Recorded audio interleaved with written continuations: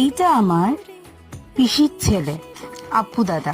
মানে ওই যে আগের দিন বললাম পায়েল পিসির মেয়ে, ওর নিজের দাদা হয় এটা। আর এরপরে আমাকে আশীর্বাদ করলো আমার আরেক দাদা পাপাই। তবে ওকে ছোট থেকে আমি দাদা বলে ডাকি না, কারণ ও কয়েক মাসের বড় আমার থেকে।